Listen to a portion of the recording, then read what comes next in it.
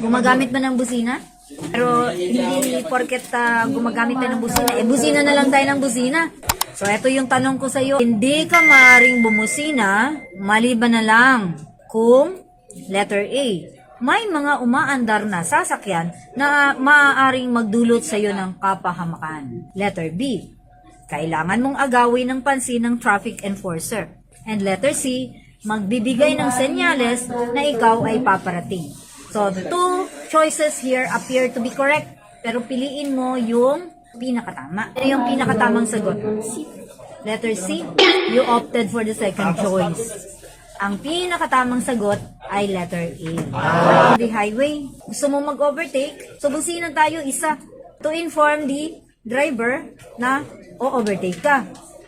Dalawang busina ang gamitin kung o-overtake ka at yung o-overtakean mo malikot sa kalsada. Ibig sabihin, sinasabihan mo siya na stay on your lane.